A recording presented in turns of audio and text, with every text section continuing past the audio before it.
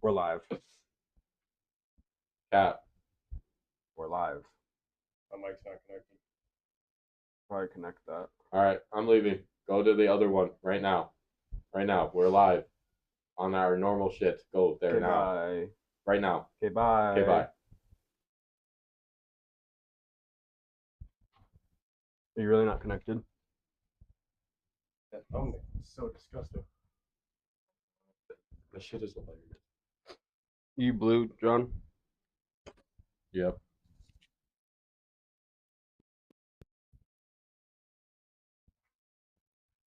Well, I'm about to unplug both of them, so. So we're not ready. Lol. Well, we're live. Ready's a different.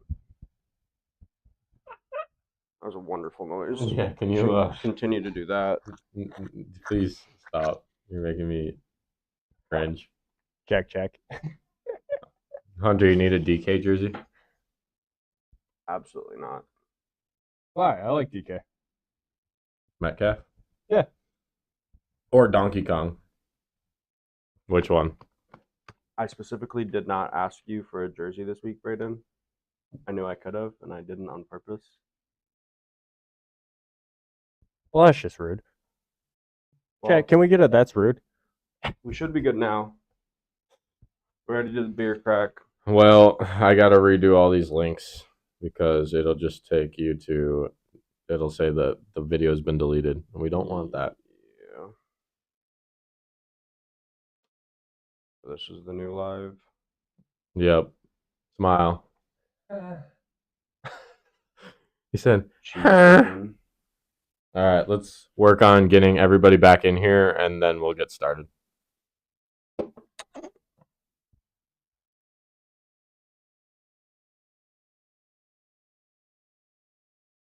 I like DK Metcalf. I don't know what you have against him. pretty mid. He's pretty mid, he said. I mean, I'm happy for him that he has a real quarterback now. True. But we'll talk about Geno in a little bit. Geno Smith is pretty good. What is going on right now? Why? I don't know, dude, all right? Ooh, burn. Whatever. Got him. Super Bowl 58 champs. You guys are all going to be We're all going to what? I'm just keeping receipts. Oh, trust me, I've been keeping receipts for years if the Cowboys end up winning. I'm glad that you said if. I keep saying when the Jets win. I just hope we make the playoffs. And you'll be real disappointed in a when they couple don't.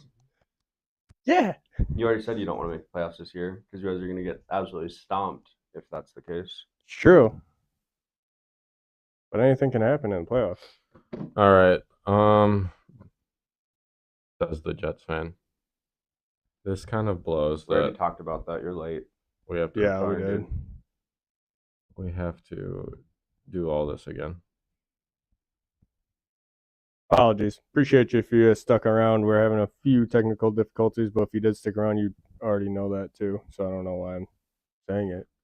I guess just to difficulties.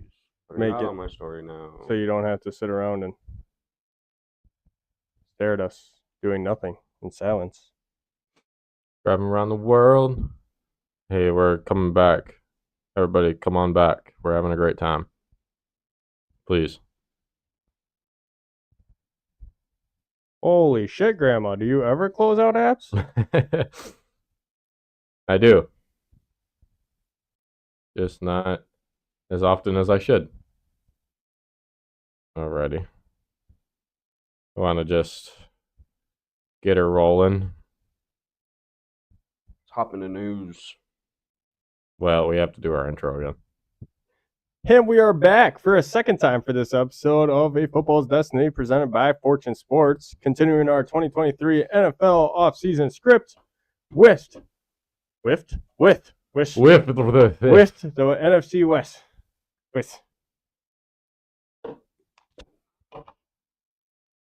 I am one of your hosts, Damon. To my right is joined with me, as always, Johnny, and to my left is joined Hunter.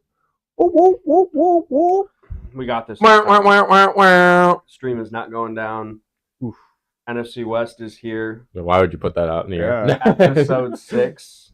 Episode 6. Episode 6. Holy shit. Go ahead and hit that subscribe button for episode 6. Please do. Damon's hat, too. Yeah. Gotta love It's Damon's the thing hat. that sits on my head, if you didn't know. I didn't know that. I don't get it. That's my life. All right. But NFC West, well, before we get into that, we're going to talk some NFL news that happened. Rip through this real quick. Yeah, it makes it quick and easy. 2 news coming out of New Orleans. Saints defensive end Cam Jordan signed a 2-year, $27.5 million deal. Definitely worth the money. We always talk about age being a factor in football. He's obviously getting older, but still been very solid for the Saints defense. Also, Saints running back Alvin Kamara was suspended for 3 games for the incident that happened during the 2020 Pro Bowl in Vegas. Obviously, almost a year and a half removed from that event, and he's now getting that. Not too harsh of a punishment. I think he definitely could have ended up getting more, but 3 Definitely could have, possibly should have. I thought we were going to be talking about this last year where Same. he was going to miss either half the season. Yeah. Yeah, so obviously that'll affect fantasy a little bit this season. Oh, yeah. Jamal Williams stock going up. Yeah, but I don't see Alvin Kamara's stock going down very much. No, because I would still get him in a decent amount around just to have him. Next in news, Justin Houston signed a 1-year deal with the Panthers. Talk about a guy that's getting old. 34, I think, now. So, again, one of those guys is going to come back 1 year at a time until his body tells him not to. Want to take the next one? Broncos wide receiver Tim Patrick out for season with a torn Achilles. That is unfortunate. That wide receiver room in Denver has been injury-ridden the past couple of years. Going along with injuries, running back Kenneth Walker and rookie Zach Charbonnet. Charbonnet. I was going to say Charbonnet. Charbonnet, both injured in practice. That is tough for Kenneth Walker. Obviously, he was in the Rookie of the Year running last year before he went down with an injury, and now he has a completely different injury. Third string DJ Dallas is looking like the first man up in that running back room now for the Seahawks. Quarterback Jeff Okudah carted off at Falcons practice, anticipating him to be back first few weeks of the season. That's tough because the Falcons went out and traded for him this year, and that's former 3rd overall pick Jeff Okudah that the Lions kind of messed up on picking, personally. They thought that the injury was going to be more serious than it was, and they were anticipating him actually being out for the entire year. So, yeah, I mean, if obviously, really good news. Carted off a field like that, shit. All right, I'll do the last 2. I suppose. Running back. Oh, running back Ezekiel Elliott is getting 3 teams' interest, including the Dallas Cowboys, who released him earlier on in the season, the New York Jets as a possibility as well, even though I think they'd probably rather go with Dalvin Cook, and the New England Patriots. So keep a lookout on that. Even if the Cowboys re-sign him, I still expect Tony Pollard to be the guy, and Zeke just coming in to relieve it. Thunder and lightning, as they like to call it.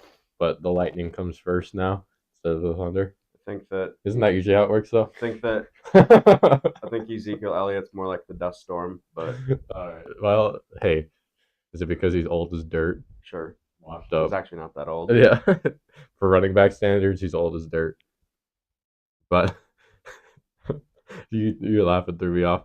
Anyways, also the Bears signed Yannick Ngakoue and Mercedes Lewis, so they still had the most cap room out of every team, even after they went in on a little bit of a shopping spree with their linebackers this season and getting DJ Morris obviously taking on his contract. So they're like, might as well sign some more people. And Yannick Ngakoue was out there. I think he'll be a big addition for them coming off the edge. And then obviously Mercedes Lewis is just kind of like a locker room guy nowadays because he's old as dirt, actually. And then last but certainly not least, the Colts signed running back Kenyon Drake, because obviously with the Jonathan Taylor situation, nobody really knows what's going to happen with that. So, gotta see what happens, I guess. But hopefully, by the time we talk about the AFC South, some more development will be there. All right, I think that's it for news. So why don't we just jump into the NFC West, which is hold on, mine. our me and Damon's least favorite team in the NFC. What up, Sukup? 49ers. Your least favorite team in the NFC is the Eagles. Well, okay, second least favorite. His least favorite. His least favorite. My second least favorite. The San Francisco 49ers. Last year, they had a record of 13-4. Honestly, really impressive, obviously, with Jimmy Garoppolo going down and Brock Purdy leading them to the playoffs. Unfortunate injury for him. He's recovering well. Vegas has them at 10.5 wins this season, which I think is a little disrespectful to them. But they had some key losses in free agency. Quarterback Jimmy Garoppolo did leave for the Las Vegas Raiders on a 3-year, $72 million deal. Right tackle Mike McGlinchey. McGlinchey. Went to the Broncos on a 5-year, $87.5 million deal. John's over here malfunctioning. Safety Jimmy Ward left for the Texans on a 2-year deal. Defensive end Samson Ebukam. Good enough for me. Ebukam left for the Colts on a 3-year, $24 million deal.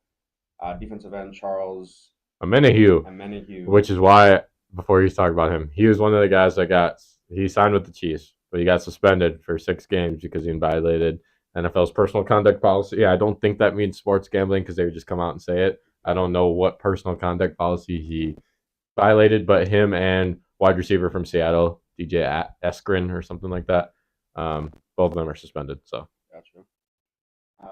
Tackle Daniel Brunskill signed with the Tennessee Titans. Linebacker Aziz Al-Shair signed with Tennessee as well, and Emmanuel Mosley went to the Lions. Obviously, Jimmy Garoppolo is the big name there, but they have a quarterback room in San Francisco that I think that will be able to get it done. Yeah, so that is actually what Brayden just asked in the chat. Who's quarterback one? Well, Purdy. yeah. If you want to jump right into it, I agree. It has to be Brock Purdy, especially after what he was able to do last year, and he's healthy.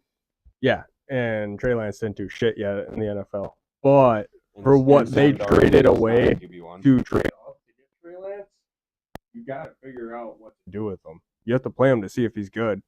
You had faith in him to go get him. His trade value is extremely diminished at this point. I think it'd be better for them to hold on to him because those draft picks, the draft picks that they lost to get him, are gone. The draft pick that they obviously used to get him, it's gone. It's in the past. Obviously, having Trey Lance as your backup quarterback, I mean, there's not a lot of guys that I would say I'd rather have as my backup. He obviously hasn't proved a whole lot in the NFL, but it's just because he hasn't been given the chance. But I think that Brock Purdy, it's his job to lose at this point. And I don't think that that's going to happen. I agree with you. I kind of thinking about it as the 49ers roster all the way around is like their defense is probably one of the best in history right now, and they got good wide receivers, good running back, but like is that quarterback room good enough to take them to where they want to go? Like, because eventually, I mean, I know Brock Purdy got hurt in the NFC Championship game, but like eventually it comes down to like, can your quarterback make a play? Can they take you down the field when you're down 3? You need a field goal or a touchdown to savor the game. Like, it's on the quarterback at that point. You know, the wide receivers and running back can't do it by themselves. I'm kind of iffy on if they can do that. Brock Purdy proved that he could win in the regular season last year, and he got them a couple playoff wins. But eventually, it's going to come down to quarterback. Can he do it? I mean, Brock Purdy's gotten further in the NFC playoffs than Dak Prescott has. So, I wasn't talking about Dak, but well, I'm just saying you I think you discounted him a little bit there. He won 2 playoff games. He had to go on the road and play the Eagles, and I mean Hassan Reddick absolutely demolished him. Screw you, Hassan Reddick. Because I think that had Brock not get hurt, we see a different outcome, and the Niners win that game. And obviously, that's a big old what if. And I don't really like to talk hypotheticals, but I think that with the weapons that Brock has around him, I think that they can. I have them winning this division. Oh I yeah, do too. Far and away. I don't know about far and away, but Far and away. all right, let's keep it moving. Gained in free Good agency, question though, by the way. obviously. Gravedigger got Javon Hargrave from the Eagles. We talked about that 2 weeks ago. 4-year, $84 million deal worth every goddamn penny. Quarterback Isaiah Oliver from the Falcons, 2-year, $6 million deal, and quarterback Sam Darnold from the Panthers. Obviously, we were just talking about that. Sam is the veteran presence in the locker room now. Obviously, being a Jets fan, I know a little too much about Sam Darnold.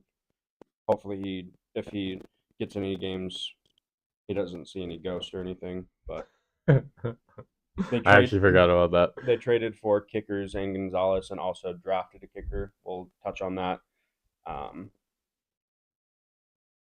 John believes that they're going to start Jake Moody, not Zane Gonzalez, so it's a little foolish, but late round picks don't really matter. Retained free agency, center Jake Brown will return on a 4-year, $60 million deal.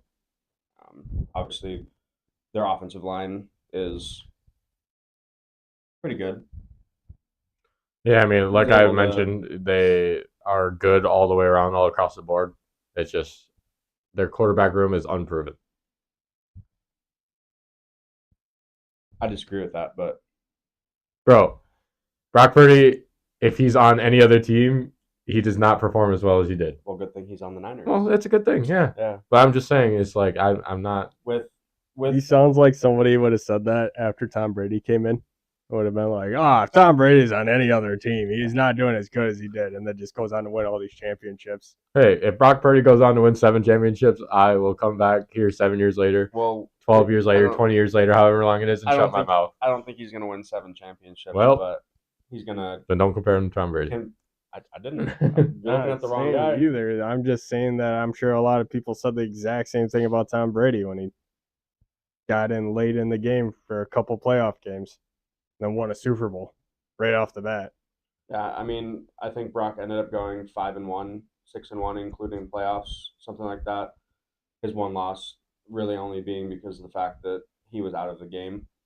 But we'll see what happens this year. I really think that the Niners honestly will end up better than they were last year, surprising a lot of people. This year, they didn't have a first or second round draft pick when they traded for CMC last offseason. They forfeited quite a few picks in order to get him. I can't remember where their first round pick went because they didn't even end up trading a first for Christian McCaffrey.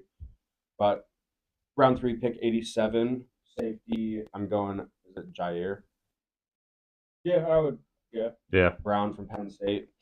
Deshaun Gibson signed a 1-year deal in the offseason, but is 32 years old, and Jimmy Ward departed to Houston. So could end up being key rotational piece for their defense. As we touched on earlier, round 3, pick 99, they selected kicker Jake Moody from Michigan. Pretty high for a kicker in a draft. Obviously, Zane Gonzalez can compete for this job, but unless he ends up shitting the bed, this really should be Jake Moody's job. Let's see. Also, in the 3rd round, they took tight end Cameron Latou from Alabama, obviously sitting behind George Kittle. A good mentor to have in this league. Yeah, obviously he might get some playing time, but obviously George Kittle's the guy there. Yeah. Do you think round 3 pick 99 is too high for a kicker? Yes. Well, for a team that their weakest link probably is their quarterback, and obviously they're not going to be taking a franchise guy in the 3rd round. Obviously, Brock Purdy is an anomaly. I was going to say they took their franchise guy in the 7th round. They never planned on him being the franchise guy. No, but look where they are now. You guys never planned on Dak being your franchise guy. No, you're right. You're right. Just saying. I always planned on Jordan Love being my franchise guy. Well, yeah, when you... The only offensive player you've taken since Rodgers. Yeah. In the 1st round. In the 1st round, yeah. Still. It's a good record for us. We'll see how that ends up turning out. I look forward to Jordan Love being on the Jets in 13 years. It's a little bit longer than that. It's like 16, 18 that we give you guys. He's already been in the league for 2 years. Well, yeah, but that was the same thing with like Aaron Rodgers. All right. Oh, I guess. Yeah, It okay. was like 15. Okay, give me 16, 15 or 16. All right. I just want to share this because I found this tweet from David Lombardi. Okay. 49ers quarterbacks through 9 practices at the 2023 camp. Brock Purdy's got a 65% completion rate, 5 touchdowns, 3 interceptions. Trey Lance has a 69% completion rate, 2 touchdowns, 1 interception. Sam Darnold, 64% completion, 4 touchdowns, 0 picks. And Brandon Allen, 64%, 3 touchdowns. Some disclaimer, obviously Brock Purdy is the QB1 on paper, so he sees the most reps against the first team defense. And obviously the 49ers defense, like we talked about, are God tier, okay? I was going to say they're playing against the best defense in the NFL every week in and week out. But, I mean, even from those numbers, even Trey Lance definitely sees some QB1 reps as well. I'm not so sure Sam Darnold or Brandon Allen see those reps. But, I mean, obviously, on paper, I think both those guys are neck and neck right now, Trey Lance and Brock Purdy, to get the job. I don't think it's Brock Purdy. It's just like here. The 49ers spent too much to get Trey Lance to just be like, Brock, you did great last season, and you have the chance to win the starting job, but you still have to prove it. They're not just going to hand it to him. Yeah, but they kind of balance each other out. I was about to say, so they gave up too much to just get rid of Trey Lance, but Brock Purdy did too much for them to say that Trey would be the starter over him. Obviously, this offseason and training camp is what will prove that. They'll get some reps. All 4 of them will probably get some reps in their preseason games. Obviously, at this point, it's between Brock Purdy and Trey Lance, but to counter your point, like I said, Brock Purdy has done too much. Being 6-1 as a starting quarterback, and the only loss that he had was because he was injured. But, like, again, with, like, Super Bowl caliber teams that we talk about, obviously they always have, like, they have a number 1 guy. They don't have this, like, controversy QB room, surrounded. So, like, if Brock Purdy goes out there and loses the first 3 games to put Trey Lance in, he loses 2 out of the 3 games, like, what are they going to do? Who do they rock with? Like, if they both don't perform well, then you're shit out of luck. I just think, again, the talent that they have around them, they actually don't have to do a whole lot. True. Possible. In the regular season. So, playoffs, I think, is a little different, but we'll see. Question in the chat. Is Debo still considered the wide receiver 1, or is Brandon Ayuk kind of taking over that spot? It's definitely still Debo. Debo's number 1. Yeah, Brandon Ayuk will, even if he was doing better than Debo, I don't think could take that wide receiver 1 spot because Ayuk is in the doghouse so much for this team. He broke out of it last year, though. Yeah, but like there was a time the year previous too, I think he went into that doghouse. I don't know what the hell their fucking beef is, but again, having a S-tier or 1-tiered tight end like they do, statistically, George Kittle was Brock Purdy's favorite target, as he should be. That is, as we talked about before with another tight end, the security blanket for the team.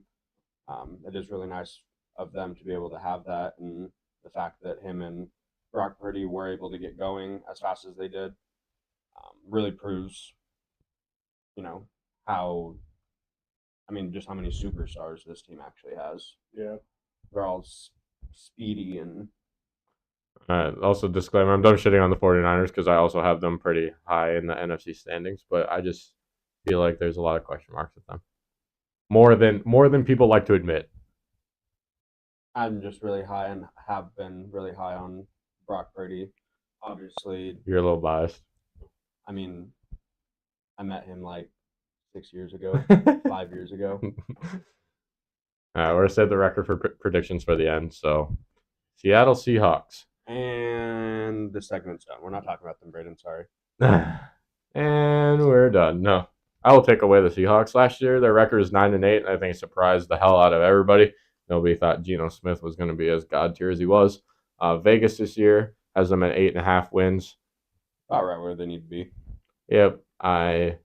If Geno comes out and performs just as well as he did last year, I think they smashed that over, but we'll see how it goes. Let's talk about who they lost in free agency, which includes 2 running backs, Travis Homer and Rashad Penny. Homer went to the Chicago Bears, and Rashad Penny went to the Philadelphia Eagles, where he'll definitely see some work if he stays healthy for more than 4 games. Sorry. Oh. Dude, that's just how he is. So it's unfortunate for him. Safety Jonathan Abram signed a 1-year deal with the Saints. Linebacker Cody Barton signed with Redskins. No, I'm just kidding. Whoa! It was a joke, bro. Okay, it's the Commanders. They might. Apologize. I apologize. The Washington football team. Yeah.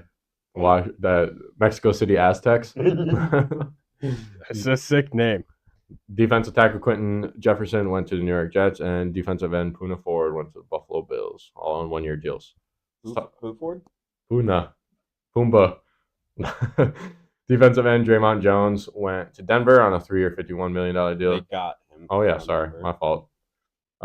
Safety Julian Love is on the Seahawks now, coming from the Giants. J Love. Wrong, J Love. Oh, I thought the Niners wanted him too. I mean the Seahawks. Defensive end Jaron Reed came over from Green Bay. And then also old man linebacker Bobby Wagner is back on the Seahawks, coming over from the Rams. The new Legion of Boom. Mixed with the old, I guess, I suppose. Can I interrupt you real quick? Yeah. Just because Jake will like this joke. I saw that he just joined in the chat. Thanks for joining, Claver. We did just talk about that the Seahawks lost in free agency defensive end Puna Ford. If you get that joke, he'll get it. And linebacker Devin Bush. Yeah, big fan of Bush. Big fan of Bush. Too bad Christian's not here. Yeah, that's true. They didn't get any trades. Seahawks did. And then they also retained quarterback Drew Lock on a 1-year deal because, you know, it's kind of crazy to think about that we were talking about Drew Lock and Geno Smith in like a QB battle last year. You know, like who's going to be the starter for them. Geno ended up winning that, obviously, and the rest is history. But obviously that's not the case this year. Yeah, 4,200 yards, 30 touchdowns. Hey, we'll get to that. I don't think there's a quarterback controversy in Seattle anymore. But also with the Seahawks, obviously from the Russell Wilson trade, they have hella draft picks. So they had 2 in the first round and 2 in the second round. Round 1, pick 5 from Denver. They got cornerback Devon Witherspoon from Illinois. He has more career touchdowns, which is 5, than passing touchdowns allowed, 4. And obviously, that's pretty elite, especially playing in the Big Ten. And then he is joining cornerback room that was already pretty good, considering last year with Tariq Woolen. But the Seahawks were desperately in need of a front 7 player, like linebacker, defensive tackle, because they were really horrible in the run defense last year, and they elected to go corner, which is kind of surprising to me. But I mean, bringing back Bobby Wagner and adding Devin Bush to that room, I suppose it's a little bit better. That definitely helps, for sure.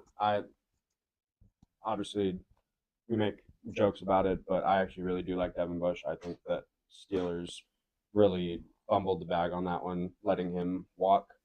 And I think that he's going to prove himself as an elite linebacker with the Seahawks. The Seahawks always have a good defense, whether they have big names or not. All right, let's go. Round 1, pick 20, arguably and personally the best wide receiver in this draft class, Jackson Smith-Njigba from Ohio State.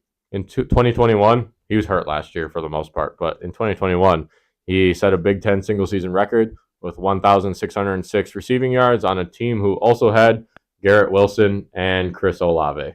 So obviously he was the number 1 wide receiver, and we see how well Garrett Wilson and Chris Olave did in their rookie years in the NFL. So, I mean, that sets up Jackson Smith for a crazy rookie year. They call USC. Njigba, sorry. Braden just said best wide receiver score hands down. That's debatable. It's up there. Yeah. It's up there for sure. I don't know. I'm ready to say it's the best in the league. They call USC wide receiver U, but Might be State. Ohio State's got to be up there. With Marvin Harrison coming out of the draft this next year, obviously Caleb Williams right now is the consensus number 1 overall pick, just because he plays quarterback. The best athlete in this next draft is not arguably Marvin Harrison Jr. So yeah, this is interesting to me. I mean, it's always obviously up to Gino to spread the ball around, but I mean, all three of these guys could have crazy years in both fantasy football and just in the world of the NFL. He was seen as the number one, How old is Tyler?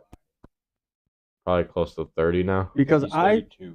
Because I feel like I have now been talking, like, when 30. we do fantasy 30. drafts, whoever picks up Tyler Lockett of being like, he's old as shit. He's got to be coming down at some point. And he, hasn't. He's such a red zone threat.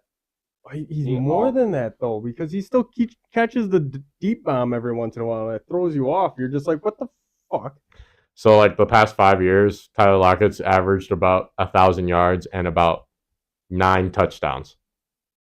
That's pretty damn consistent for a guy that we don't really talk about that much. The only wide receiver room that's jumping out at me that I think is better than this one, like right away, is the Bengals. Yeah, okay. Like they have just as deep, and they have guys that have proven themselves. Obviously, Smith Najigba has that opportunity. He's a rookie, and he could make a. Braden has a fair point that this really could be the deepest wide receiver room. Yeah, I mean, we'll have to see how he performs in his rookie year, but like if he is as good as everybody thinks he's going to be, yeah, I could. And if Gino can be who he was this last year again, facts, not his former self. Alrighty, let's move on to the second round. Pick 37. This is also from the Denver Broncos, obviously from that trade. Outside linebacker Derek Hall from Auburn. This man's just fast. He ran a 4.55 40-yard dash and also recorded a broad jump of 10 feet 7 inches, which is top 10% of edge rushers since 2003. Think about how many edge rushers since 2003 they've had in the combine. Just go at it, and he's ranked at top 4.55. Top 10% in each. Yeah, that's a freak of nature. Let's go ahead and look that up. Derek Hall, right? Yeah, 2 R's. Not from the Diamondbacks. That is definitely not it. Not the executive from the Diamondbacks. This man's she's 254 pounds, 6'3", so pretty standard linebacker size. 4.55. Yeah, no, not standard 40 time. So obviously, with our first pick, pick 5, I talked about how they kind of needed a front 7 player. They might have gotten a steal in this. I mean, it was early second round, obviously, coming from round 2, pick 5, technically second round. Yeah. So pretty close to the first round. But yeah, this guy might be a beast. Could be. He's got what's the word I'm looking for? Swagger. No, I don't think that was it. We'll rock with it. He's got the swagger to be a good linebacker in the league. The moxie. The what? Yours is over there going like this. I don't know what word this is. Man has got so much of this. And we talked about this last draft pick slightly. Yeah, round 2, pick 52, running back Zach Charbonnet. Sounds like a fancy wine. From UCLA. Does kind of, actually. Yeah, it does. But this stat that I saw on ESPN Stats and Information, kind of crazy to me. He broke or evaded 124 tackles over the last 2 seasons. The only person that is better than him in that was the 6th overall pick in this year's draft, a.k.a. Bijan Robinson.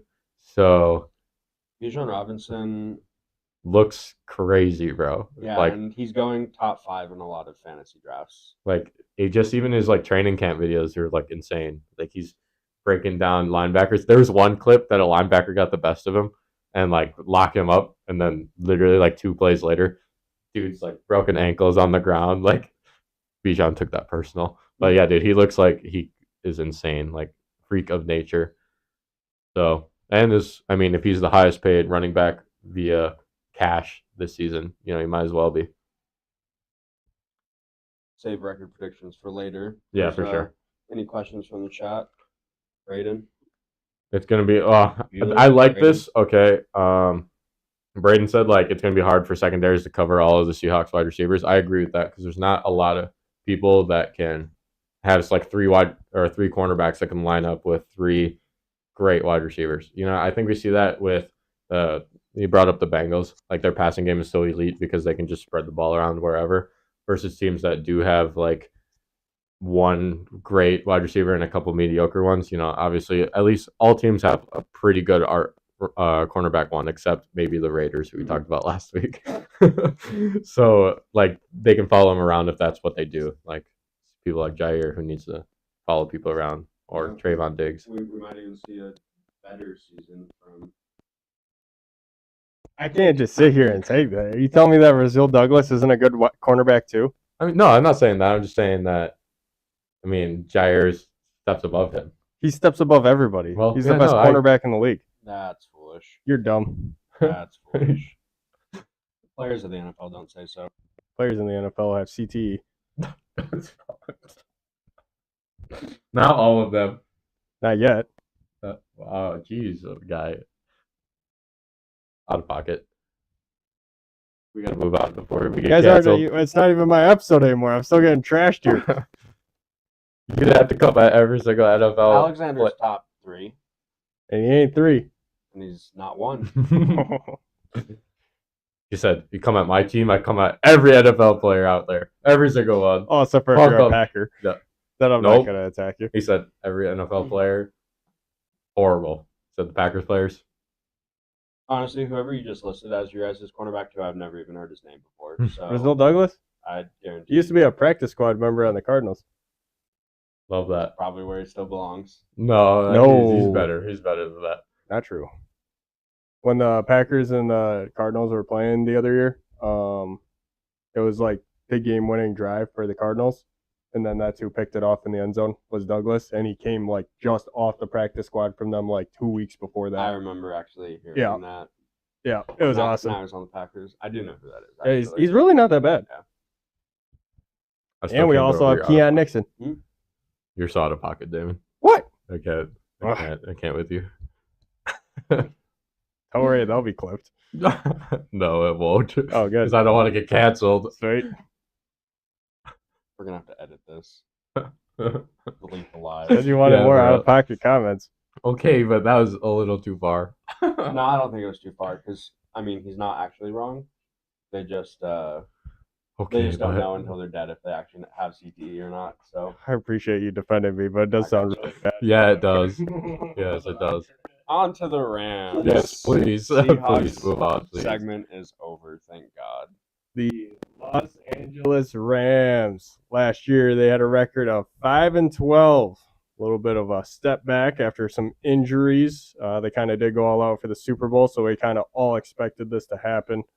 Not really a dynasty-built team, in my opinion. I kind of saw this coming. But Vegas odds now has them at 6.5, so having them do better, technically, than what they did last year. Yeah, they dealt with a lot of injuries. They did. Year. They really did.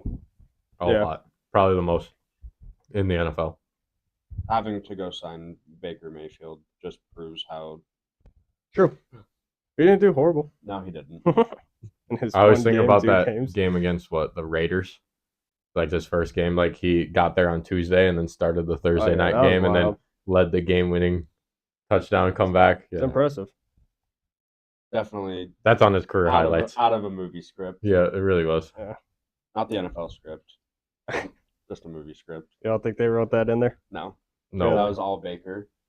He was defying odds, truthfully. He shouldn't. They expected nothing from him. They didn't have time to write a script because of how fast he got there. Yeah, they're like, fuck it. Figure it out. What? Did you actually... What was it that he said? He actually rented a house in LA before he even signed his deal with the Rams. Before it was meant to be. The deal, he went and rented a house in LA because he knew that it was going to happen. Oh, well, if he knew it was going to happen, it's just good planning. Yeah. Hard of him. But I mean, if he doesn't get signed, then he's just in LA for a week anyways. Who cares? Yeah, now he's have a nice little vacation if you don't get picked up. But we'll get there too. So lost in free agency for the Los Angeles Rams. They kind of lost him. I understand. Yeah, I mean, he sat out for a whole year.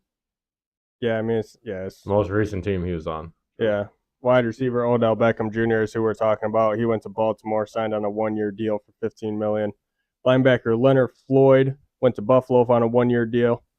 Safety Taylor Rapp went to Buffalo also on a 1-year deal. Safety Nick Scott went to Cincinnati on a 3-year, $12 million deal. It's pretty good. I'm not going to say he doesn't deserve that, but I don't really know who It's that not is, really a if I'm whole being lot. completely Right. honest. So Like, he's not. not really. I know the name. Who? Nick Scott. I know the name. It's just 3-year deal. It's good for him. Well, the Bengals needed it, losing their top 2 safeties this year. Troll. We did talk about that in the other episode for sure. Kicker Matt Gay went to Indianapolis Colts on a 4-year, $22 million deal. Pretty good for a kicker. I would agree. Defensive end Ashawn Robinson goes to the New York Giants on a 1-year deal. Lost linebacker Bobby Wagner, who we already talked about, to Seattle. And quarterback Baker Mayfield, who we were just talking about, is going to Tampa Bay on a 1-year deal. Gained in free agency for the Rams. This list is hella long. We're starting off with wide receiver Demarcus Robinson. Came from Baltimore Ravens on a 1-year deal. And that's it. And that's the list. Yep. Good job, Rams. You guys are funny. Traded away this offseason. We talked about this already in another podcast, but they lost cornerback Jalen Ramsey to Miami, who is currently now hurt. They received tight end Hunter Long, and a 3rd-round pick. What's long about him? I really appreciate you saying Hunter and not Hunter. Oh, Do no. I usually call you Hunter? No. Oh. Most people do. Wanna. I feel like I always call you Hunter. No, I'm just saying I appreciate when people actually pronounce the T. So, Hunter. like, so some people call you Hunter, Hunter. and then your nickname is Hunty. So do they go Honey? I mean, my wife calls me Honey. Honey. Cute. Aww. Auntie. But anyways. Also traded away in the offseason wide receiver Allen Robinson. That did not work out for the Rams as much as they were hoping to. He definitely did better there than he did for the Bears, though, in a short stint. I was about to say, I think that it didn't work out for Allen Robinson. Not that it didn't work out for the Rams. Yeah. He is now on the Pittsburgh Steelers, though, and they swapped 7th-round picks for him. Hello, fellow oxygen breathers. I don't breathe oxygen. All I do is win. Don't tell me. Mr. Vinted is Morgan. Correct. Yeah. Whoa, you can't just out him. Oh, I'm so sorry. No, he's like, the FBI is going to break the Action. No. Sorry about that, Morgan. No. Oh, you did it again. It already happened. I might as well just keep saying it. So who's that? No, just So you keep saying my name, or you're going to no longer be an oxygen breather. I apologize, Mr. Vinted. There you go. That's funny. Retained in free agency for the Rams, they were able to keep guard Coleman Shelton on a 2-year, $5 million deal. And that's the end of that list. So the Rams really did a hell of a lot for keeping people and signing free agents this year. Yes. Along with them. Sorry, I just want to say that, like, for a team that especially really struggled in the offensive line department last season. Whoa! Yo! Everybody just got real quiet. You want to read it? I pinned it, so don't worry. It'll be up there. It'll definitely be clipped. That was just rude. I thought he was going to flame me for outing him, but Nope. I appreciate you for flaming him. Yeah, what did I do? Existed.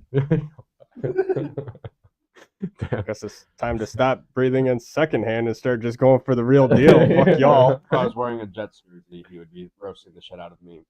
Fact. God damn. We'll leave that for another week. But as I was saying, is that for a team that struggled with the offensive line last year, they gave up the most sacks out of anybody in the NFL. To not go out and even try to get an offensive lineman in free agency or just... I mean, they did in the draft. Okay, but that's sketchy, especially when you're a couple of years removed from a Super Bowl and have a aging man at quarterback. Very true. Yeah, but I mean, like, I think that was their plan all along. They knew exactly what they were doing. They knew what they're getting themselves into. Obviously, every team every year wants to go out and compete, but now that Matthew Stafford has won a ring, do you think the effort is still the same? It is for McVay. He wants to retire too. It is for Aaron He Donald wants to be too. in the broadcast. It's also for Aaron Donald too, because he was also talking about retiring. And if he's gonna be there, you know him, he's gonna fucking play. Yeah, but I'm saying with Matthew Stafford, like, well, I'm not trying to discount him at all, but I feel like that was his goal. Like that, he deserved that in Detroit, in my opinion, with the talent that he had around him. Calvin Johnson. Talent. Last thing about breathing Single oxygen. talent. You were the one that said, I don't breathe oxygen. So then that's why he said that. Also, True, I didn't. let's talk about this question. Really guess. You think Cooper Kupp's still going to be a valuable asset, and like in fantasy especially? Yes. He's I don't going round know one. if you should be drafting him that high, because it does seem like he's going in round 1. So the only thing that I think saves that is like obviously he had like record-breaking Triple Crown season.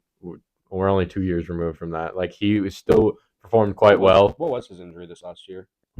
Ankle? Yeah, as far as I'm aware.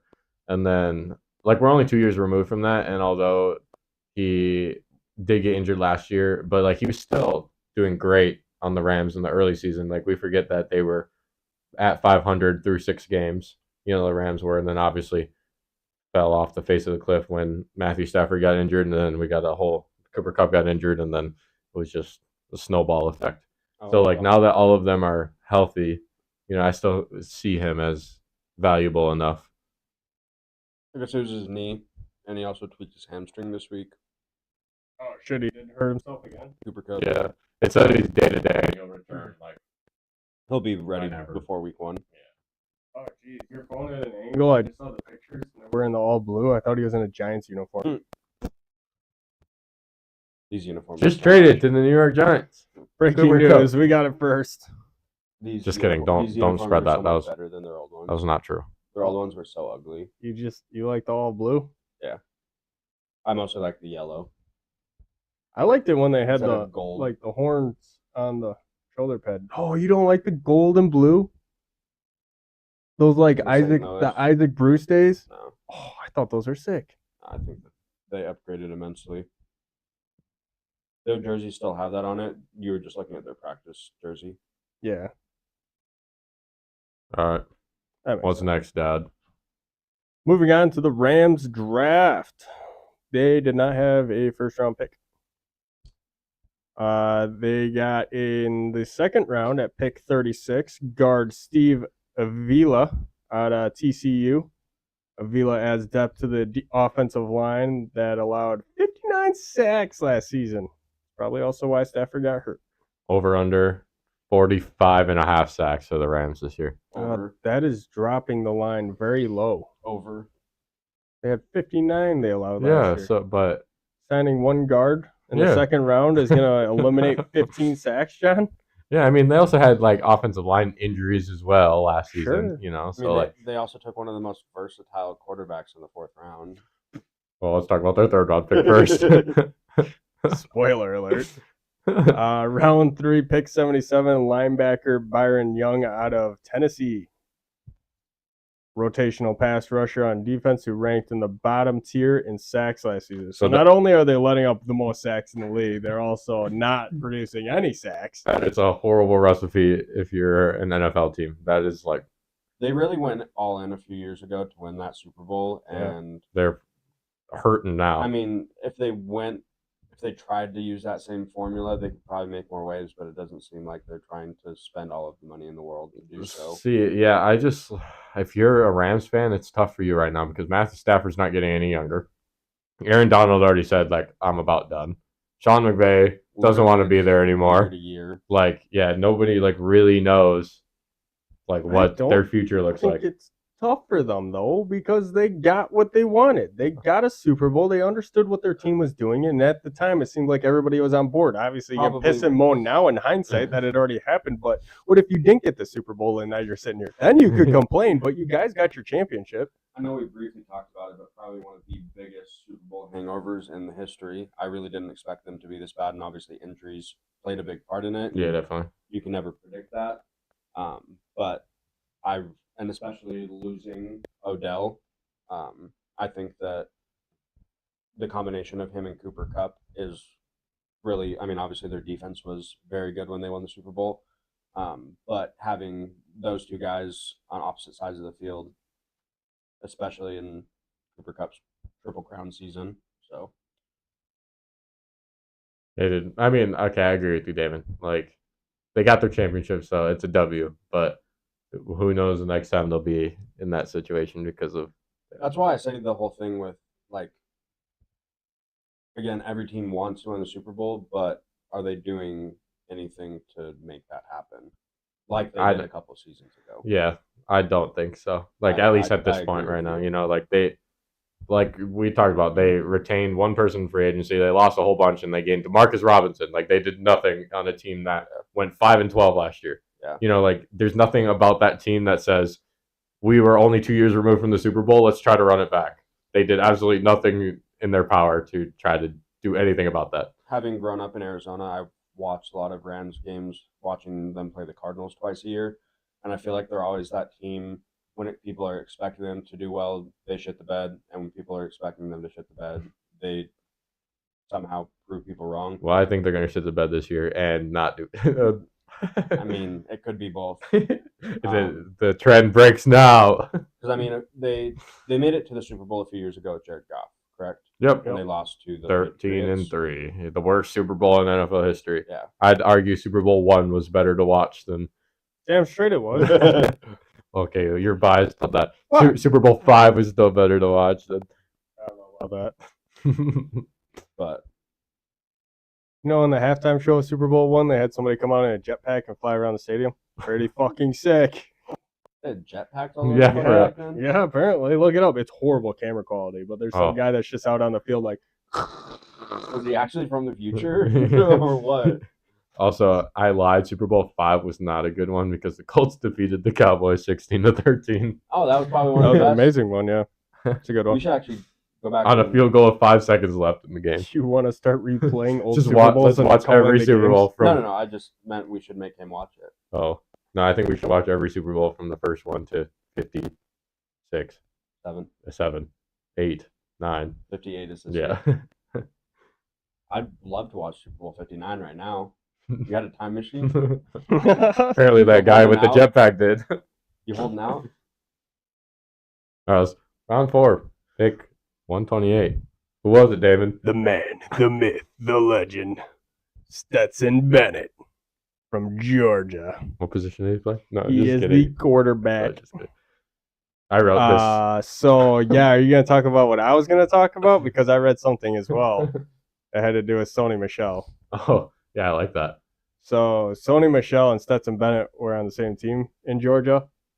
But Sony Michel has already gone to like 4 different teams and has retired before Stetson Bennett has also won 2 Super Bowls into the NFL. Yeah. Say that again, sorry. Stetson Bennett and Sony Michel were teammates in Georgia, but Sony Michel has already gone through like his entire NFL career and retired before Stetson Bennett has actually stepped on the NFL field. Stetson Bennett, wasn't he like a 7th-year senior or some shit? So yeah, Sony Michel was on 4 different teams and won 2 Super Bowls. And they played in college together. Now he's retired. Stetson Bennett has still not played a game in the NFL. Crazy. He's like 28, something like that. Okay, but I want to talk about this a little bit with him. I know he's old, was one, but a quarterback who leads Georgia to back-to-back national championships goes in the 4th round. Okay? Why? I'm surprised nobody wanted to take a chance on him earlier than they did. Because the defense is what carried those national championships. He still had to score points. And they did a lot. They scored a lot of points when he was there. So that's why I put this man could be sneaky good. If Stafford goes down with an injury or retires in the next couple of years, who's to say Stetson Bennett doesn't come in and does something? I mean, that might not even be with the Rams per se, because obviously we talked about they're not really doing much to help them win now or in the future. Or is it tank for Caleb Williams? I don't. So the Cardinals don't get him. Congratulations, Caleb Williams. You're a Cardinal. Yeah, after that one clip, Jesus Christ. Dude, I don't know. I don't know. Stetson Bennett could be really good. I obviously think he could be. I honestly don't think he can be. I understand where people come from, that they don't think that his game will translate to the NFL. But a guy who's been that good in college doesn't get any sort of hype. Surprises me. Tim Tebow was great in college. And he still got hype enough, and he won a playoff game. True. Sorry, Christian. That was a sick playoff game. First play of overtime. Yeah. He just ran that bitch. For those of you who don't know, Tim Tebow did not run that bitch. He threw that bitch to Demaryius Thomas. For like a 60 yard? 60-something yard. Yeah, just on like a 20-yard slant, too. Yeah. Just like stiff arm the guy that was right on him right off the bat. All right. And then used his wheels. Speedy fast. Let's move on really quick to the Arizona Cardinals. The worst team in the NFL. Yeah, we can all jump around and kind of do this one because, well, I'm wearing a Suns jersey today because it's the only Arizona apparel that I own. So, yes, I know it's a football podcast. Morgan flamed us earlier. He's like, you're wearing a basketball jersey and a baseball jersey and you're talking about football. We're all wearing basketball Jersey is not true. Yeah, but this is sports, not sport. That's one sport. That's one sport. This is sports. Like multiple sports. I don't get it. Like football, basketball, baseball, hockey. I don't know any of those sports. UFC, Cricket, sports, pool, darts, Yeah. bags. Cornhole. With the Cardinals, obviously, big news this offseason is that Kyler Murray had surgery and is probably going to be out for half the season. Yeah. I mean, gives him a lot of time to play Call of Duty, so that obviously makes him happy. But that leaves them Colt McCoy, Clayton Tune, and David Blau. Who is Their- Clayton? I don't know. That's their QB2 right now. He's listed above David Blau. I obviously see Colt McCoy. They're competing in training camp, but if you guys haven't seen it, we'll make sure to create a clip that includes it. But the quarterbacks at Cardinals training camp are throwing footballs at people's helmets. Did you see that clip? No, I It did was not. bad. But, I mean, It was a clip of, I think it was actually Clayton Tune. Or Yeah, David Blau. they threw like a 15-yard in. It was supposed to be Yeah. for the receiver, and the cornerback was like In front of 3 him. yards away, like in front of him. Between and they- him and they, the like- receiver and the ball. It hit the corner in the head. And he was like, Someone like clipped it and said, then that's where I said earlier. Caleb- Congratulations, there's Caleb. Caleb Williams, you're an Arizona Cardinal. yeah, Which honestly is actually I don't know if it's much of a hot take, but I think that the Cardinals will move on from Kyler Murray this season. They will trade him away. They're going to end up winning no more than one 4 game. games max if they get lucky. They do have the opportunity to beat the Commanders week 1, in my opinion. Anything can happen week 1 in the NFL. But I think they move on from Kyler this offseason and reset at quarterback for the 3rd time in about 6 seasons.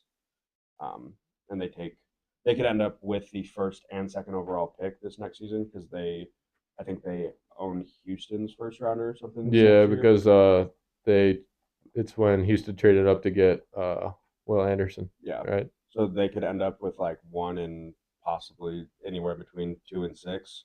Or the Texans are good, like I predict, and they get like 1 and 15. They could still move up from 15. Yeah, it's true. It's true. Even having 2 first-round picks in next year's draft could be really sneakily good for them. Yeah. Obviously, other than Caleb Williams, Marvin Harrison Jr. will probably be the 2nd person off the board. And if they have 1 and 2, that would be a very good way for the Cardinals to at least try to reset and make some waves. But they also fired Coach Cliff Kingsbury and hired Jonathan Gannon. I think that this is probably one of the worst offseason moves that they had. Jonathan Gannon, in my opinion, really hasn't proven himself at all as a coach. And if you haven't seen videos of him interacting with his new players, he's awkward as Dude, hell. he really is. So awkward. His lingo. And they still owe Cliff Kingsbury money for the next like 12 years now. Oh, he was so bad. Yeah, but You needed to get him out. Yeah, but Jonathan Gannon's not better. Oh, sure. It's just bad hiring. Yeah. They also did fire their GM, Steve Keim. Brought in a new guy. I don't know what his name is. But I think that regime change will honestly benefit them over the next several years. Should, yeah.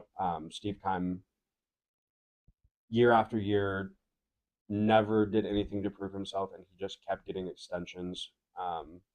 Bidwell, I think, is their owner. and they are like best of friends, him and Steve Keim, and he gave him way too many opportunities.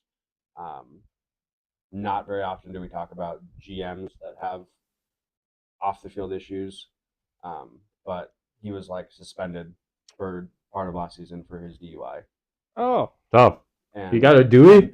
Nah. and like he wasn't like that's when they should have fired him. Like Yeah. it shouldn't have waited. It shouldn't have been this long. Poor guy got a Dewey. But yeah, I think the Cardinals definitely have the possibility to be the worst team in the NFL this year. I agree. I think they could win no games. Especially, okay, if they do what you said that they're going to do and trade Kyler, there's a chance they don't win any games. 100%. This team You don't on like paper, Colt McCoy? this team on paper looks worse than the team that went 0-16 with the Lions. Okay? They really do. Colt McCoy. No. He won a game last year. One. Yeah. He said that's all it takes is one.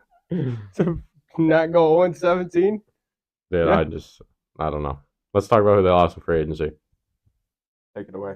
Defensive end, Zach Allen, 3-year, $47 million deal to the Denver Broncos. Cornerback Byron Murphy went to Minnesota on a 2-year, $17 million deal. And just recently, wide receiver DeAndre Hopkins went, they released him, but then he went to Tennessee on a 2-year, $26 million deal. So This there goes just there. adds to what we're talking about. They Yeah. didn't get better. They definitely got worse this offseason. And for a team that went 4-13 to get worse is why we talk about 0-17 seasons. Yeah. Cornerback Byron Murphy leaving.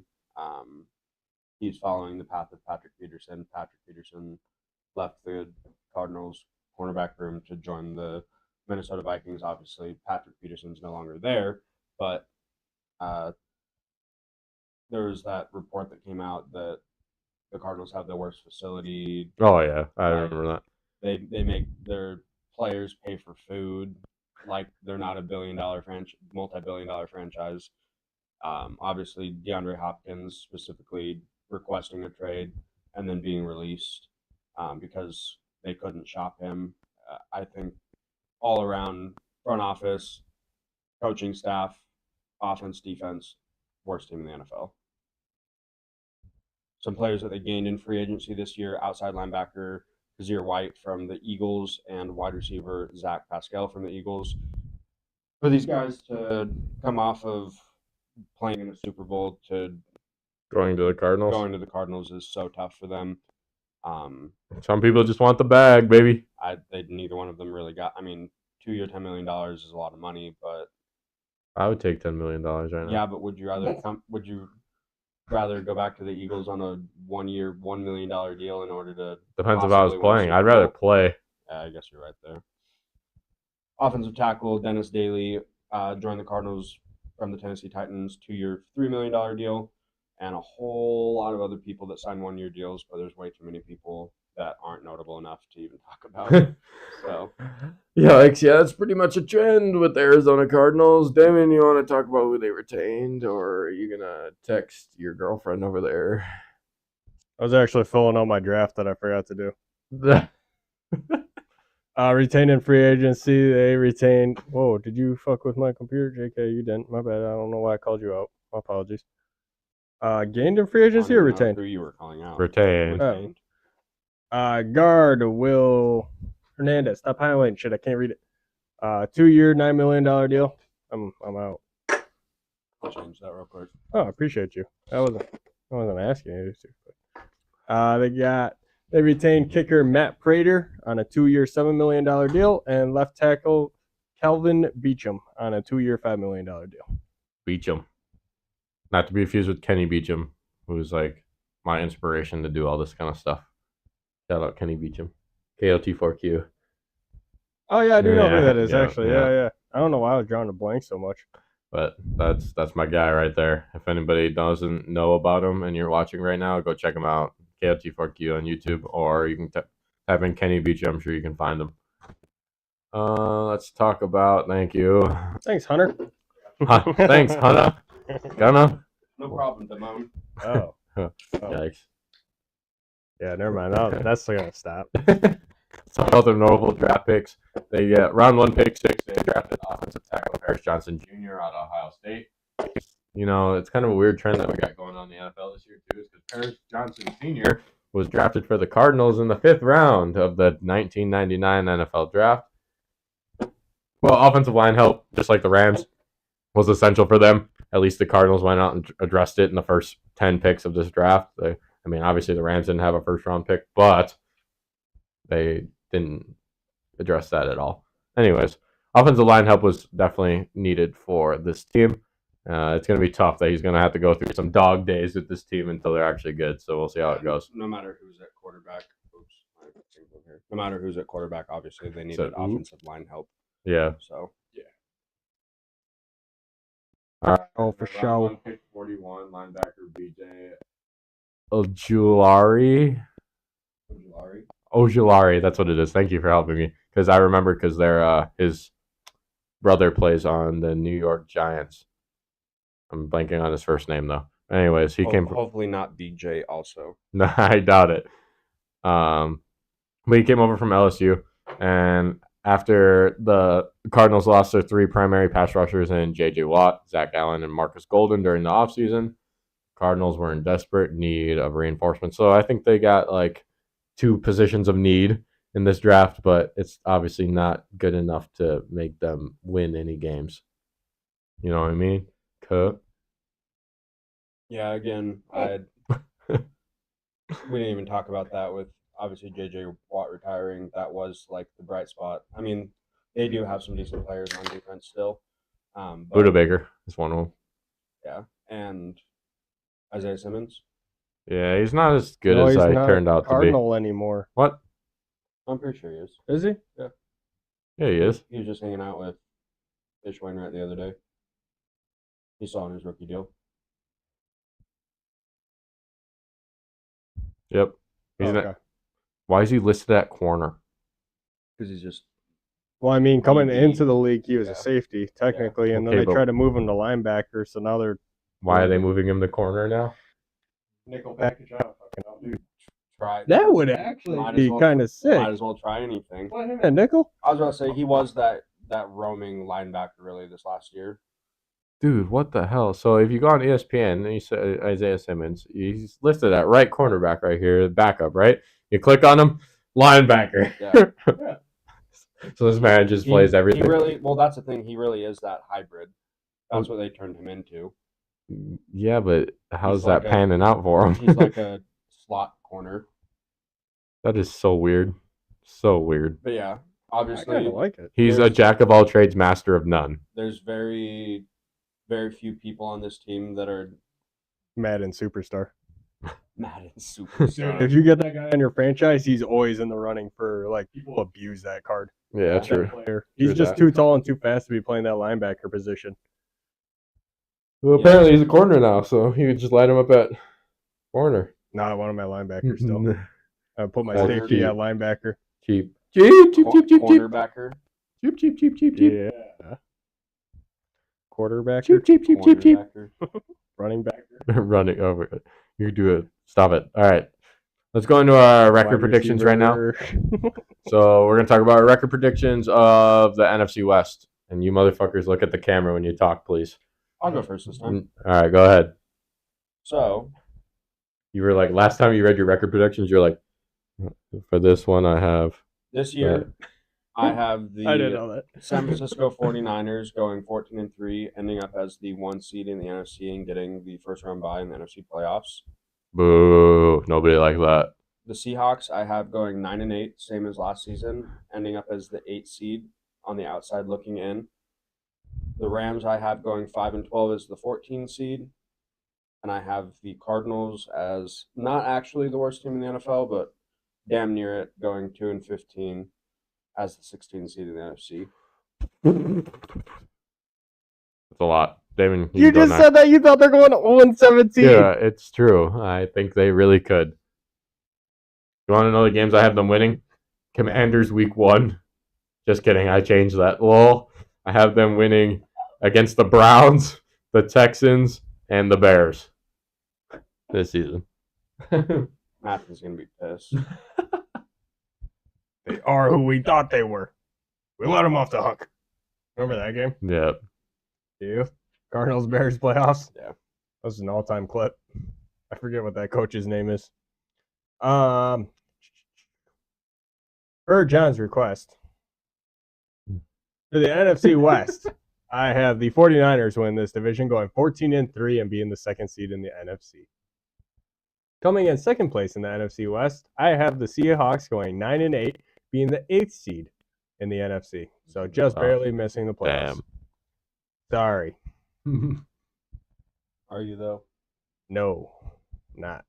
Although, we should kind of mention, we didn't mention it, out of all the throwback unis they released, I do think the Seahawks have the sickest ones. Yeah, For sure. Yep, I think that is not even a crazy take. I think that everybody kind of agrees on that one. Coming in third place in the NFC West, I have the Rams going 3-14 and being the 13th seed in the NFC. And in last place in this division, I have the Arizona Cardinals going 2-15 and being the last seed in the NFC and being the worst team in the entire NFL. Yikes. Rip if you're a Cardinals fan. I don't think there's a lot of them left out there, but You live in Arizona now, dog. okay, maybe there are a lot. See so many license plates everywhere. So many. All right. Everybody's going to have to switch to Suns and Diamondbacks. Facts. Well, They're the only good teams around here now. Go Yotes. and the Diamondbacks are slumping. Yeah, right now they are. All right, let's talk about my record predictions in the NFC West. First and foremost, I have the San Francisco 49ers going 13-4 and being the 2 seed in the NFC. Next, but certainly not least, not just kidding, is the Seattle Seahawks. I have them going 10-7 and being the 7 seed in the NFC. So unlike you guys, I actually have them making the playoffs again as a 7 seed again. And playing the Niners in the first round. Again. Which they'll lose again. Okay, lots of agains. And then I have the Rams at 6-11, so not as bad as you guys have them going, but also the 13th seed in the NFC. And last and definitely least is the Arizona Cardinals going 3-14, so I'm just a little bit better than you guys have them, but also damn near the last seed. I think I have them as the 15th seed. Maybe have the Commanders worse, but I think I might end up changing that because I don't think they're going to be as bad as the Cardinals. You just want them to be bad. Yeah, you're right. You're right. Maybe my bias is showing. Alrighty. Questions? None. No, I meant No questions? these questions. Oh.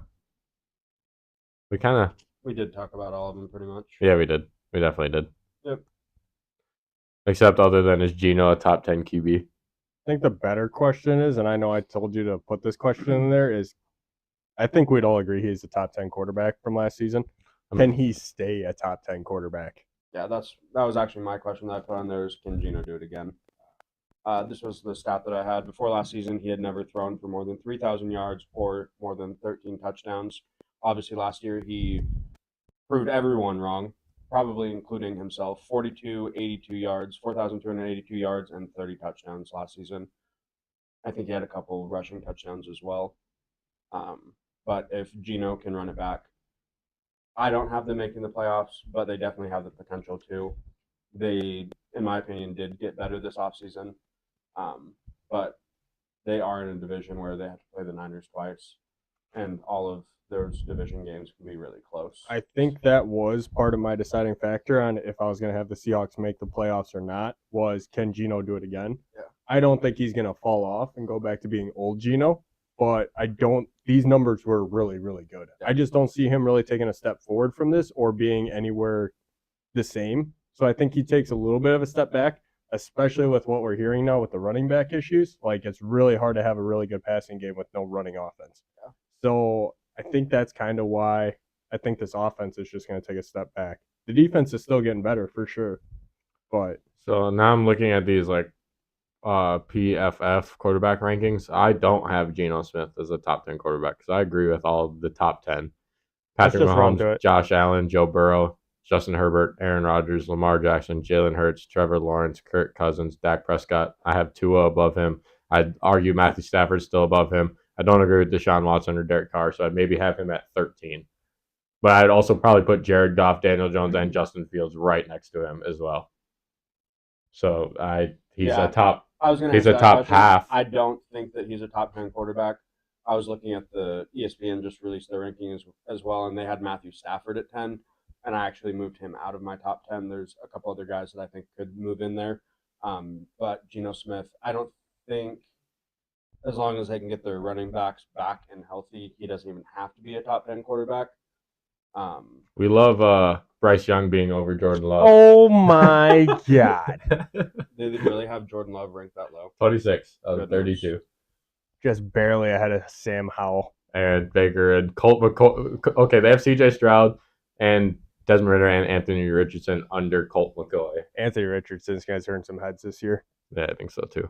We'll talk about them when we talk about the AFC South, which is in 2 weeks. Away. Who's next week, John? The NFC South. You almost fucked it up. You really almost fucked it up. It's the South. I thought you said the Swiss. Yeah, exactly. What? All right. Everybody's favorite segment. Yeah, so I guess I do have to agree. Yeah. That Geno is no longer a top 10 quarterback, in my opinion. He's damn close. I mean, yeah, he's like. Well, and he has that potential. He's top 15 again, for that's sure. what he has to prove this season. Is that I think that again, quarterback play in the NFL is. I mean, it's the most important position, and their success is going to ride on him. Is Tua at 11 on that list? Fucking outrageous. And okay, like you agree that's I kind think of that outrageous. was who I think that's who I was saying. ESPN had Matthew Stafford at 10 and Tua lower, and I put Tua up in my You top did. 10. So you do think he's top 10? Tua? Yeah. Yeah. I don't know if I'm ready to say When he's that. healthy. Yeah, but like, Speaking of CTE, So I'm gonna skip over that comment because we're done talking about CTE. Yikes! I didn't say anything. This time. I don't even know what Oh, CT trust is. me. We'll clip the shit out of it. Yeah. No, we're deleting it. I mean, 2 out of 11. I mean, yeah, I think he's fine there. Deshaun Watson I don't at like 13 Deshaun is Watson being fucked. at 13. He could be. I just don't think you Okay, can't just so put him there still to after answer- old shit. Yeah, to answer your question, or like because we asked if he was top 10, he was top 10 quarterback last season. But if we're starting a brand new season and ranking quarterbacks based on where we think they should be, and it'll depend on how they play the season. So was he a top 10 quarterback last year? Yes. Is he going to be one this year? Time will tell. Well then, yeah, but then Because I wouldn't put Aaron Rodgers in my top 10 last year. He did not play like a top 10 quarterback last year. No, he did not. But like now that it's a new season, he's on a new team. I'd still put him up there. I mean, he could easily fall out of that very quickly. Especially being a top 5. That's kind of crazy. I don't think Matthew Stafford is going to be a top 10 quarterback this upcoming season. Nope. See, like that's another one too that he could just fall. All right, let's go for sake of time. Moving on to the NFC West draft. If you're new around here, we're going to draft the top 9 players in the NFC West. So we're each going to have 3 picks, snake draft. You know the jizz. Pause. I was going to say jizz. I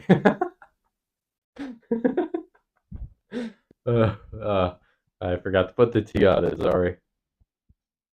still not jizz. All right. For that, I think I deserve the first pick. I don't know about that. We're going off of whoever gets the first pick by who said the most fucked up shit on the cast. I get the first pick. Yeah, Hunter's a close second. Who had the first? Oh, Jenna had the first pick last week. Yeah, the last couple of weeks it's been. Yeah, and you had the second pick last week. You had the third, and I had the last. You're first. Yay! Go ahead. I suppose now you're putting me on the spot, and I'm nervous. No, I'm just kidding. I think this one's pretty self-explanatory. Round 1, pick 1, NFC West draft. I'm taking running back Christian McCaffrey from the San Francisco 49ers. What I expected.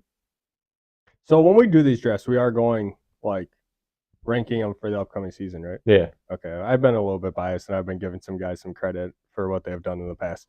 So Yeah, it's like who are the best players right now sure. on the NFC West? That's why you guys were kind of when I was trying to roast you about letting me get Myles Garrett over TJ Watt, but like obviously what TJ Watt proved the last couple of years, like he might have moved himself up ahead of that. So I don't know. I guess that's where I was coming from, but I still like my picks in the past. But going off of that, I guess because that was my thought process on this one. Is I'm gonna go with defensive end from the San Francisco 49ers, Nick Bosa. I mean, Reigning obviously reigning defensive player of the year. Yeah, makes sense. Both really solid picks. I'm going to go. This one's hard here. Wide receiver, Deebo Samuel. That is not the wide receiver I'd pick out of this group, but We'll prove you wrong it's this year. it's a little high for Deebo for me there, Chief. I would actually take multiple wide receivers over Deebo in this division. There is a couple guys I would take over him, yeah. Well, it's okay because for you guys lost all the other drafts. No, that's not true. Literally every single one. Christian won his. That is not what hers. I did. Actually, I think David technically had the most comments on it. So, and then I won like the first three. So. No. You're allowed to have an opinion. It's allowed to be wrong. Let's see, and then go wide receiver. That was the wide receiver I was going to take. I would take Cooper Kupp over him. I'm going to still take my second pick in this draft. I'm going to be taking defensive lineman from the Los Angeles Rams, Aaron Donald.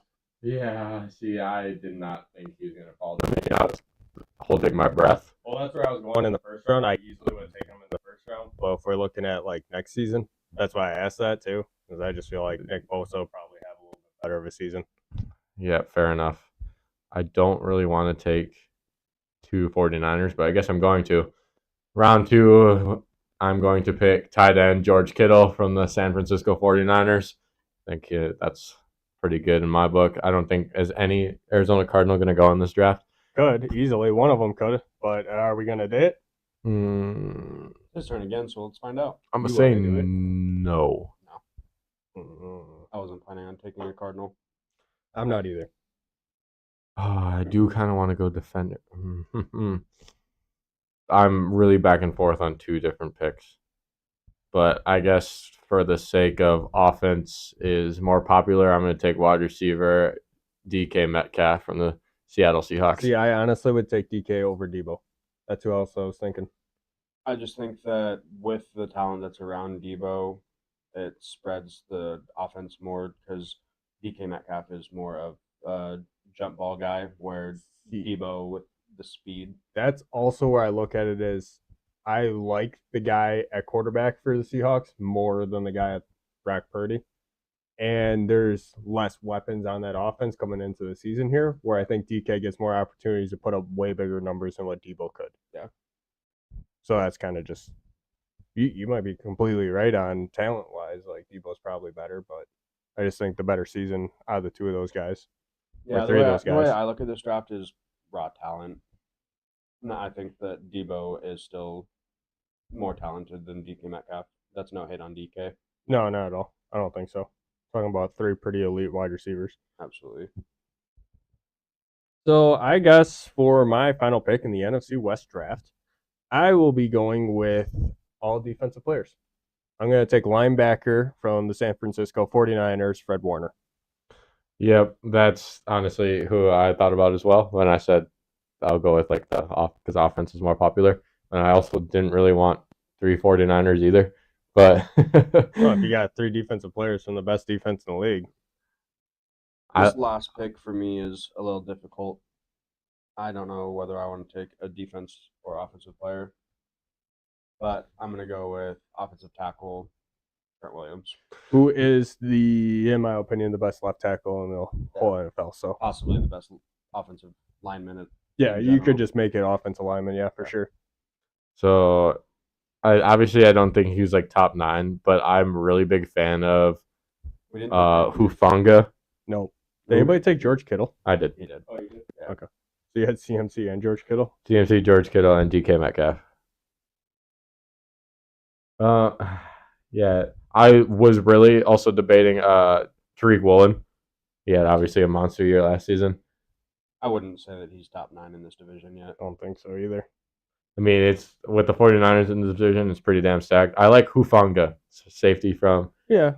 I don't think he's top 9 either, but I like him as a player in general. I put Buda Baker and Kenneth Walker on my list. Like I said, with the What about Cardinals Dre Greenlaw? I did not. Specifically with the Cardinals, like I was saying earlier, there's definitely bright spots on their team and this division. There's definitely bright spots throughout the division, but I think that position player-wise, it's probably one of the most shallow when it comes to talent. Obviously, there's people like Kittle that are far and above almost every other person in their position. And obviously, again, Trent Williams is arguably the best offensive tackle in the entire NFL. Mm-hmm. Yeah, I'd say it's a pretty successful draft for all of us. Yeah. Alrighty, well, I don't got anything else, boys. What do you got? Anything? Cardinals are going to suck. Yep, 0-17 season incoming. Calling it now. Not really that hot of a take. Congratulations, Caleb Williams. You're a Cardinal. Yep. See you next season, bud. Anything in It's the, not place to anything call in the people chat bud. No. before we? There was a comment earlier that Braden made that we didn't touch on. Do you guys think Jamal is going to stay healthy, or Quande or Julian are going to have to step up this season? I don't know. I did I love kind of. Jamal Adams. I don't miss think him. he's as good as. I mean, Once was, Yeah, like course. he hasn't performed ever since he got traded. Honestly, I mean, injuries have something to do with it as well, but just not it for me, Chief. Still a fantastic linebacker in Madden. Linebacker. You and your cheesy ass putting fast safeties at I'm telling you. linebacker. They allow me to do it in a league. No, dude. You That's... put fucking Jamal Adams. Yeah, put Jamal Williams at linebacker, Linebacker. bro. Go ahead. Isaiah Simmons or Derwin James at linebacker. Holy shit! See if they ever Those user lurkers. Those user lurkers are godly. If they fix like the ability to run the ball, that's where you can be effective when you have those small linebackers in there. Oh, Devin Bush is like same size as Yeah, and he'll still probably get wrecked. Pause. Patrick Queen. Patrick Queen's good. Not very big. Pause. All right. Well, I think that's it for us. As long as anybody else has anything, I think that's all.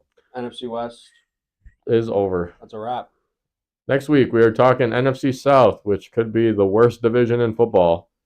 I mean, honestly, the next two divisions might be the worst in football. South after that, and then guess what?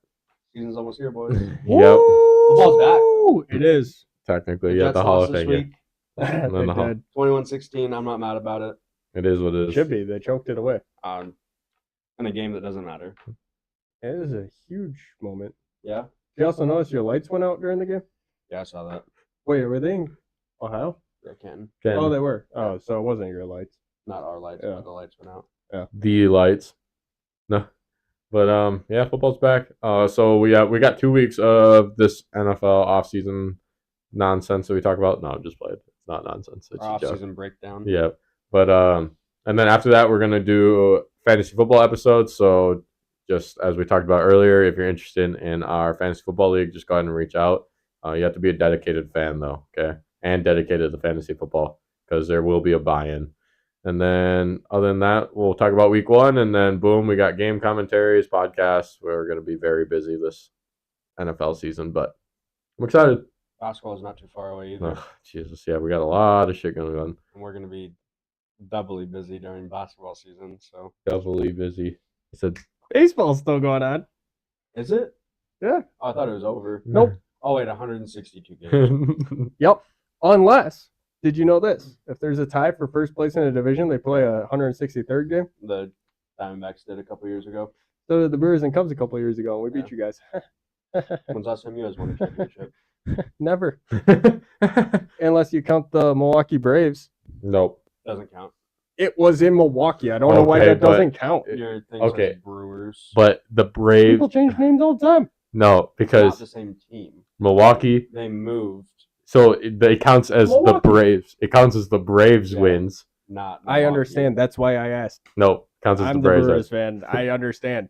No, We counts still as the Braves. retired Hammer If and you- Hank's number. If you understood, you wouldn't have asked. And next week we will talk about the NFC South. on behalf of the Fortune Sports crew, take care of yourselves. It's your destiny. Stay safe. Toodles. This is Smooches. Peace. I will wait for you. Turn off his mic. Woo, woo. Turn off his mic. Jump around the world.